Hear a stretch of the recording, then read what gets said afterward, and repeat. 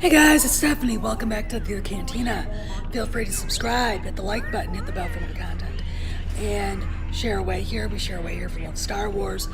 Today's video is about the Reddit leaked costume, character video photos, and I pulled a few out so we can look at them and talk about the symbolism of what they might be. And so I hope you enjoy the video, and here we go. So the first costume that we have that we're going to talk about is Rey. As you can see, she's wearing a white costume that's indicative of, some people say, Padme.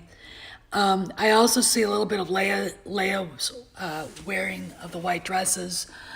And let me explain. White means that she's a light side user. The thing about Rey is that there's a lot of light around her. There's a lot of light. There's a lot of light, like I said, in her. And you know, the thing about this costume is that like Leia's snowsuit, it's very functional, and it says a lot about who Rey is. You know, at one moment she's embracing the light side of the Force as a Jedi, and on the other side it says about things personal about her character. When Leia wore white through the OT, from A New Hope to into Empire until Cloud City, it said something about Leia's personal, who she was, where she was, and her road to womanhood at the time. George Lucas, and the thing about it is the symbolism here. And you have to remember that Lucas is very, very, very strong in symbolism and what the symbolism of these costumes really mean. And it's just, to me, it's indicative of Rey's heritage, of who she really is.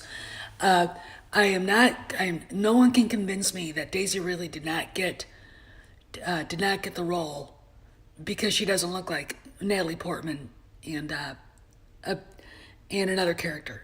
She carries the same hair color Harrison Ford has, same eye color, hazel green.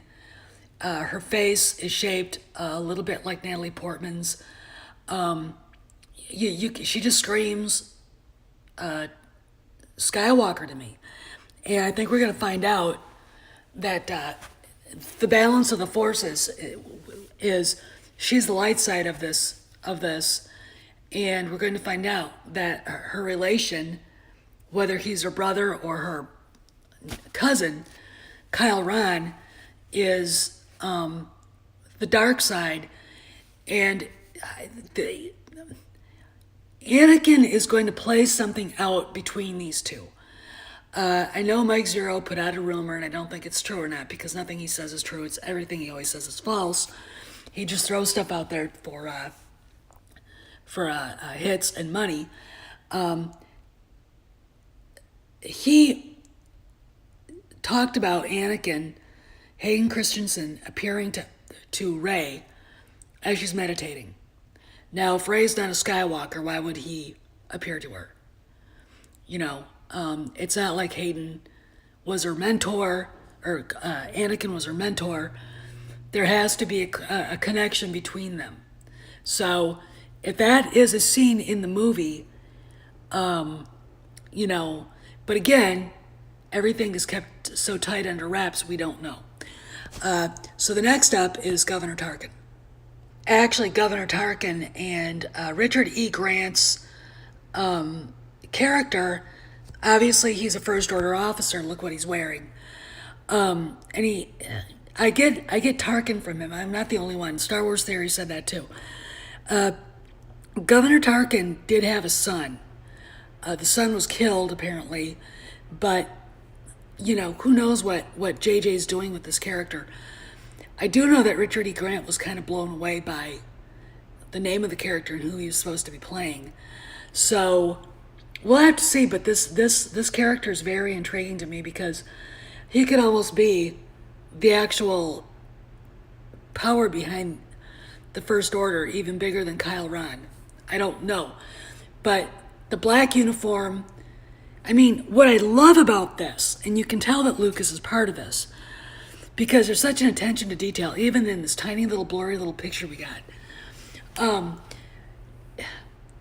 The historical attention to detail, to me, is remarkable. Let me explain why. Okay? The black uniform in the 20th century meant a lot of really, really, really bad things.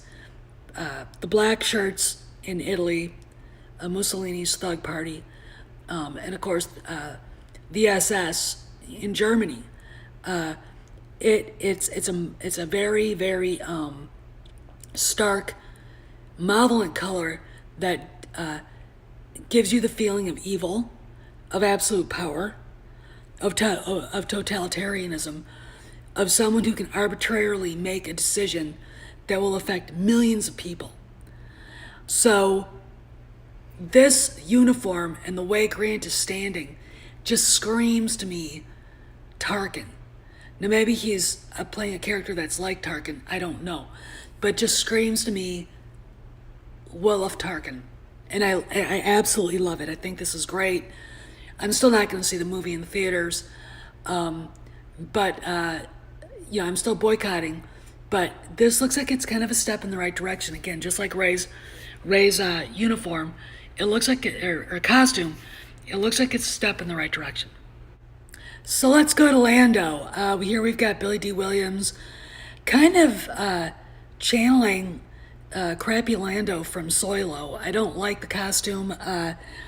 They should have gone for that azure blue, sort of cerulean blue kind of color that he was wearing from Cloud City. That was a much better costume, I think, and it sort of fit the character. But again, I'm looking at this thing and I'm wondering just what part of this story he's in. I know from just things I've heard that does a lot with Rey. There was a rumor going around that he gets the Falcon back, but Disney at the theme parks already is calling the Falcon Rey's Millennium Falcon, just like you're calling the lightsaber not the Skywalker lightsaber, but Rey's lightsaber. Yeah, I'm rolling my eyes. It's like, no, guys, no. That's not Star Wars. That's Disney's Disney's dumb idea of marketing. Stop it. Anyway, so I don't know how to feel about his costume. I really, really don't. I would have preferred harkening back to the actual real Lando that we all loved in Empire and Return of the Jedi. Now, what does it say Lando's doing? Well, you really can't see what the costume really looks like because the picture's so blurry. But I really wonder if he's that part of that whole sort of criminal gang that it looks like Rey and Rose have their adventure with, because I've heard that they have an adventure together.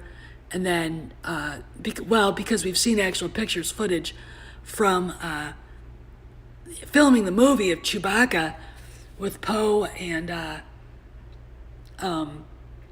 Finn on some planet, and no Rey, no Falcon around. So, so I'm kind of thinking that's where Billy D. Williams steps in. Now, what is his purpose in this? Maybe to rally Han's old smuggling friends. Maybe to rally the people who actually really believe in what Leia is standing for, to help her, because, one of his best friends is married to her. Maybe to tell the story.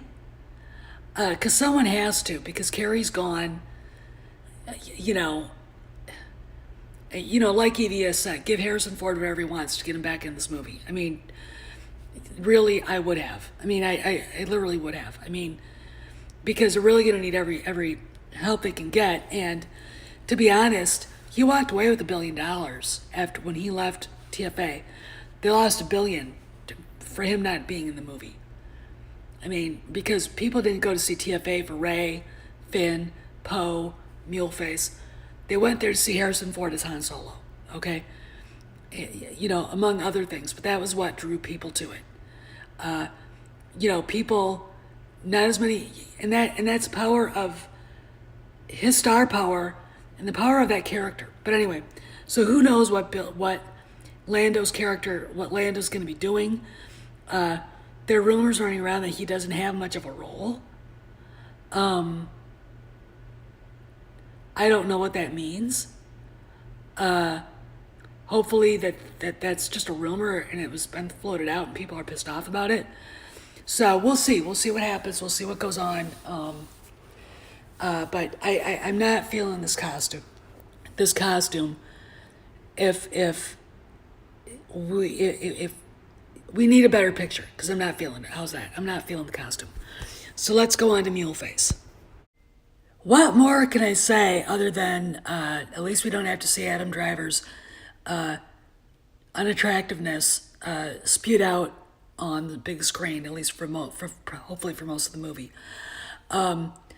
Obviously, he repairs his helmet so he can wear it and emulate Grandpa. His immaturity, his lack of gravitas is complete here. Now, again, this whole get-up is not only indicative of Darth Vader, even though it's like a discount Darth Vader. It's like, oh, geez, bad cosplay. It's also indicative of Kyle Ron's embracing totally of the dark side. Now, what I would really like, if they do show his face while he's dark side, is to see his eyes, Sith eyes. Okay? We haven't seen Sith eyes in this douchebag yet. Okay? And he needs to fully embrace the Sith in order to truly emulate Grandpa. And so far, we've seen Darth Emo, bad cosplayer, a really kind of mule-faced analogy to Ted Bundy and Charles Manson.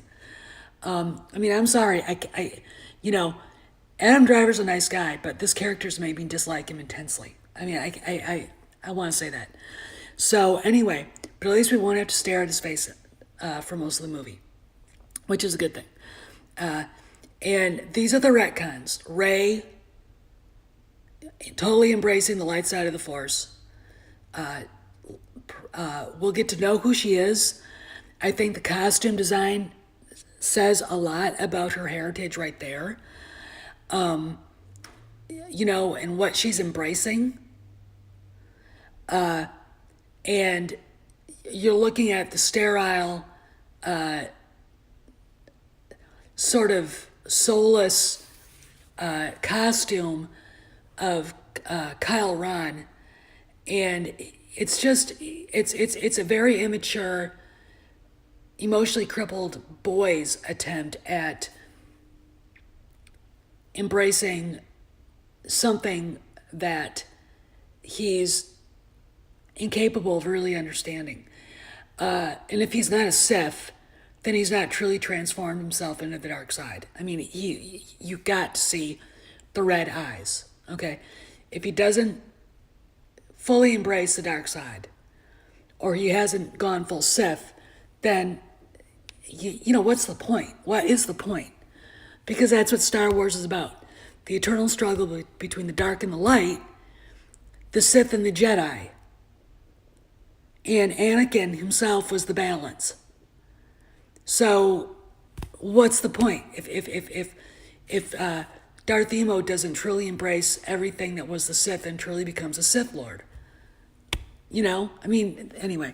So this is Steph. I kind of wanted to talk a little bit about this because I think it's really interesting. Again, symbolism in Star Wars is everything, and from what I have heard, JJ has George Lucas over his shoulder at every moment of this. This is why they're taking so long and doing everything they can to make sure it's right. Okay? Am I going to see it at the theaters? No. even if it has everything I want in it. And we know I've got the laundry list. And tough shit to anybody who wants to fight me with that. I have a laundry list. I think we all do. And you got to remember, Star Wars is more than Luke coming back. Without, like I said in a previous video, the whole theme of Star Wars is a three-legged stool. If one of the legs is gone, the stool can't stand up. So if you don't have Han around, if you destroy his character, Luke and Leia are destroyed in the process. If you don't have Leia around, if you destroy her character, make her a bitter, angry bitch, like she is in Bloodline, like she is in, whatever Disney canon is, like she is in the retconning that Disney's doing right now, then you destroy the overarching themes, you destroy Luke and Han, and the same thing with Luke. If you destroy his heroism, his optimism, his character arc, you destroy the other two, and you destroy, the overarching theme of Star Wars. So, as much as I feel for you guys, and as much as it pissed me off that they killed Luke off, you gotta remember, Star Wars is a lot more than one character. Alright, so this is Steph. See you around the galaxy, see you around the cantina, be sure to tip the Wookiee bartenders, steer clear of the bouncers, and if you see Solo around, he needs to pay up his tab. I'll see you around. Be good.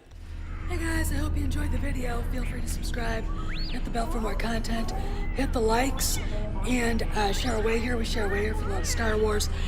And really, thank you for stopping by, okay? I really appreciate it. I appreciate all my subscribers, and I hope you have a great day. I hope you enjoy the rest of your Sunday. Remember, I'll see you around the galaxy, and I'll see you around the cantina. Remember, tip the Wookiee bartenders, steer clear of the bouncers, and if you see Solo, dude, you owe me money.